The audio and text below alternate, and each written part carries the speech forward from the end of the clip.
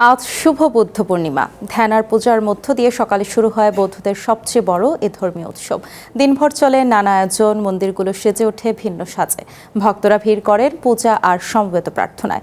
বিশ্বজুড়ে শান্তি নেমে আসার প্রার্থনা করেন তারা।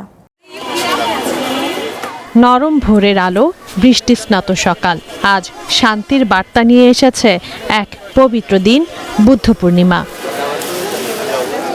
ভোরে ধ্যান আর পূজার মধ্য দিয়ে শুরু হয় বৌদ্ধ ধর্মাবলম্বীদের দিন। হাতে ফুল, প্রদীপ আর মোমবাতি জ্বালিয়ে প্রার্থনা করেন বিশ্বজুড়ে শান্তি নেমে আসার। ছোট বুদ্ধের প্রতিবিম্ব বা বুদ্ধের ছবি থাকে, ওখানে প্রার্থনা করে আমরা সকালে।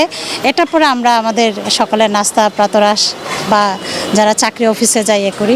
আমরা বুদ্ধের জন্য পানীয় পূজা এবং আহার পূজা এগুলো তৈরি করেছি এবং বুদ্ধের কাছে আমরা এগুলো নিবেদন করে প্রার্থনা করেছি সারা জীবন যাহাতে জগতের সকল প্রাণী সুখী হোক, এই প্রার্থনাই করেছি। নানা রঙের পোশাকে মন্দিরগুলোতে ভিড় করেন ভক্তরা। ফলাহার তৈরি করে বুদ্ধের চরণে নিবেদন করেন তারা। বুদ্ধ পূজা, প্রদীপ প্রজ্বালন, শান্তি শোভাযাত্রা, ধর্মীয় আলোচনা সভা ও সমবেত প্রার্থনা হয় দিন জুড়ে। জগতের সকল প্রাণী সুখী হোক। আমার নিজেরটা যতটুকু আছে, অন্যেরটা দেখে যেন আমি হিংসা না করি, যাতে আমি পরীক্ষায় ভালো নাম্বার আনতে পারি।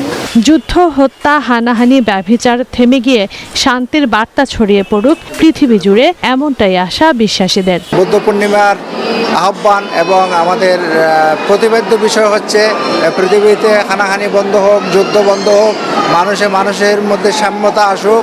আয়োজকরা জানান, সকালে বুদ্ধ পূর্ণিমার আয়োজন শুরু হয়। সন্ধ্যায় ফানুস উড্ডয়ন, আলোচনা সভা সহ নানা আয়োজন রয়েছে। বিশেষ করে 3টা পাহাড়ে, রাঙ্গামাটি, খাগড়াছড়ি, বান্দরবান, 3টা পাহাড়ে রাখাইন সম্প্রদায়, বরগুনা সম্প্রদায়, আমরা 1 সপ্তাহ ধরে কিন্তু এই অনুষ্ঠান আয়োজন করে আসছি। আজকে হচ্ছে আমাদের প্রধান দিন। জগতের সকল প্রাণী সুখী হোক, এই অহিংসার বাণী প্রচার করেছিলেন গৌতম বুদ্ধ।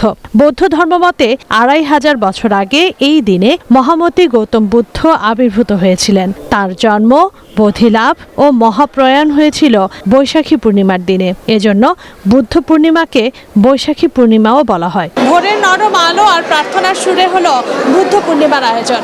পৃথিবী জুড়ে শান্তির বার্তা পৌঁছে দিতে গৌতম বুদ্ধ আজও পথ দেখান। নানা রঙের পোশাক আর ফুলের নিবেদনে ভক্তরা খোঁজেন আত্মিক প্রশান্তি।